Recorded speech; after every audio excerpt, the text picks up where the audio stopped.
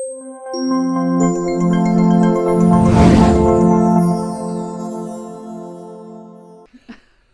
my name is Monique, and this is Alexis. We're with FVREB Realty in Abbotsford. Yeah, and we're here with our May 2024 market update, where we're going to talk about what happened last month in April. Okay, so detached homes have decreased their sales by 11.6%. Yeah, since last month. Since last month, and from last year, they've decreased by 29.1%. Yeah, so we're seeing a pretty substantial drop. That's right, yes. The average price has only gone down by 5.1% from last month, and increased by 0.5% from last year. So the new average is $1,176,480. The active listings have increased by 27.1%. New listings up also 31.1%. That's nothing crazy. As we approach the spring market, we anticipate seeing numbers rise. That's what we like to do is look at last year as a snapshot. Yes. To compare. Yes. Because typically it follows the same trend year after year. We have increased our active listings by 78.9% from what it was doing last year at this time. And new listings have increased by 74.4%. Yeah, that's a huge jump in 1 year. That's quite a lot of new listings and quite a lot of inventory sitting on the market. So just to put it in perspective, last year there was 133 new listings in April 2023. This year there was 232. So it's almost 100 more than last year. Yeah. So very interesting. And the sales have not met those. Yeah. So we'll see next month. Yeah. Townhouses. Yeah. Sales have gone up by 26.5% since last month. And they've gone up 14.8% since last year. Okay. Price, though, has gone down a little bit, just about 2%, making our average $712,000.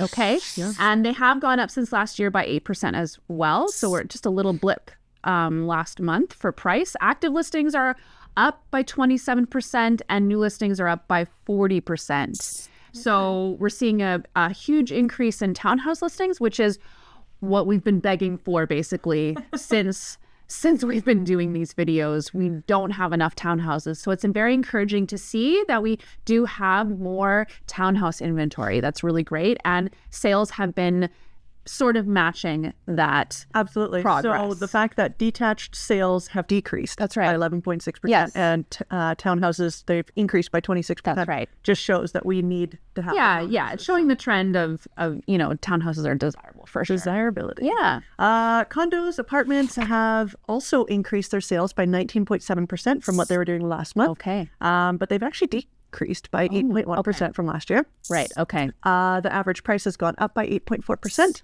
from last month, making about $490,000. Yeah. They've increased by 17.8% from last year. Right. So if you had purchased this time last year, the average would have been $417,000. That's a big chunk of money from $417 to $490. Absolutely. That is a big chunk. It's the cost of sitting and waiting. That's right. Yeah.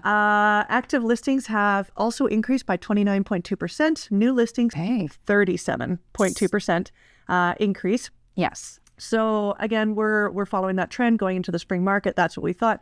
But they've increased by 75.2% from what they were doing last year, the new listings. Okay. So matching the detached homes, there's a sudden surge of new listings. And it might, we speculate about it all the time about the reason why people are choosing to list now instead of, a couple years before. And we kind of think it's possible because the market is a bit more consistent, a little bit more stable. Interest rates have not gone up for quite a long time now.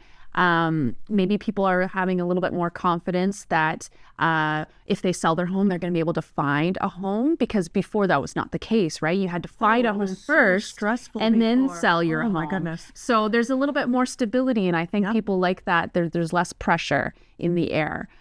Sales to active listing ratio, for all of Fraser Valley for resale for residential, it was 23.9%. Okay. Abbotsford, a little bit higher at 25.8%. So definitely still a seller's market. We've decreased a little bit from last month. Yes. We're still in it. Yeah. It's kind of stayed a little bit consistent, which is nice to see. You know, when you see numbers jump all over the place, it's hard to gauge. It's hard to figure out when's the best time to buy or sell. So this is kind of nice, at least for us anyways. Yeah. Speaking of holding, Yes. Bank of Canada met. They've decided to hold the rate. Their next meeting is June 5th. Yeah, we'll tell you more then. We'll find out. Sure. Yes.